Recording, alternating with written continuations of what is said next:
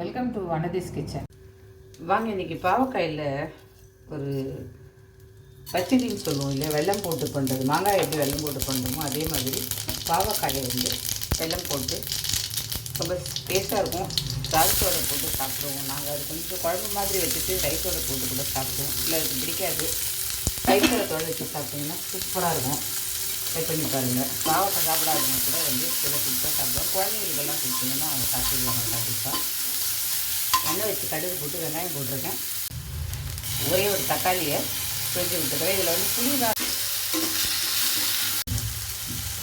Cut பண்ணி வச்சுருக்க பாவக்காயை சேர்த்துக்கிட்டு இந்த மாதிரி வட்டமாக கட் பண்ணிக்கோங்க.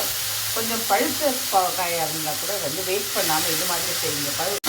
பாவக்காய் நல்லா வதங்கிடுச்சு. எப்பவும் பாவக்காய் சமைக்கும்போது புளியை முதல்ல விட்டுட்டிங்கன்னா பாவக்காயோட கசப்பு தெரியாது. நான் ஒரு பெரிய நெல்லிக்காய் சேர்த்து புளி எடுத்து கரைச்சிருக்கேன். இந்த மாதிரி புளிக்காய்ச்சலில் விட்டுட்டு கொஞ்சம் நேரம் இப்படி வதக்கிட்டிங்கன்னா அந்த கசப்பு எல்லாம் கொஞ்சம் குறைஞ்சி போயிடும்.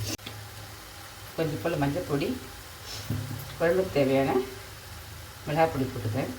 வெல்லம் போட போகிறோம், அதனால் அந்த புளிப்புக்கு ஏற்ற அளவுக்கு காரம் போட்டுக்கோங்க. தேவையான உப்பு போட்டுக்கிறேன். உப்பு போட்டுட்டு இதுக்கு தேவையான தண்ணி ஊற்றிக்கலாம். காய் வேகிற அளவுக்கு தண்ணி ஊற்றிட்டு நல்லா மூடி வச்சு வேக விடுவோம். பாவக்காய் ரெடி ஆகிடுச்சா பார்க்கலாம் வாங்க. பாவக்காய் ரெடி ஆகிடுச்சு. பாவக்காய் வெந்துருச்சு. இந்த ஸ்டேஜில் நம்ம வெல்லம் போட்டுடலாம். வெல்லம் போட்டோடனே கொஞ்சம் இது அப்படியே தண்ணியாகிடும். அதை நீங்கள் சாப்பாட்டில் போட்டு சாப்பிட்டிங்கனாலும் சூப்பராக இருக்கும். இல்லை தயிர் சாதத்தோடு வச்சு சாப்பிடுங்க, செம சூப்பராக இருக்கும். அவங்களோட ஸ்வீட்டுக்கு ஏற்ற மாதிரி வெல்லம் சேர்த்துக்கோங்க. எங்களுக்கு கொஞ்சம் ஸ்வீட் ஜாஸ்தியாக இருந்தது தான் பிடிக்கும். அதனால் நான் கொஞ்சம் வெல்லம் கூடுதலாக போட்டுக்கிறேன்.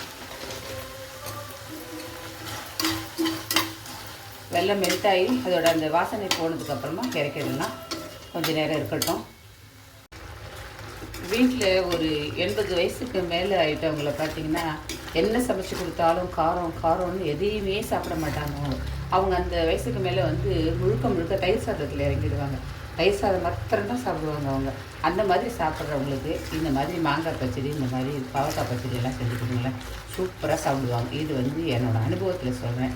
எங்கள் வீட்டில், எங்கள் மாமியார் வீட்டில், எங்கள் பாட்டி எல்லோரும் கடைசி காலத்தில் இந்த பச்சடி தயிர் சாதம் இதுலேயே தான் கிட்டத்தட்ட ஒரு வருஷ கணக்கில் ஓட்டிட்டு அப்புறமா பாவக்காய் பச்சடி ரெடி ஆகிடுச்சு. நல்லாயிருக்கும், டேஸ்ட்டாக இருக்கும். ட்ரை பண்ணி பாருங்கள். பிடிச்சதுனா லைக் பண்ணுங்கள், ஷேர் பண்ணுங்கள், சப்ஸ்கிரைப் பண்ணுங்கள். நன்றி, வணக்கம்.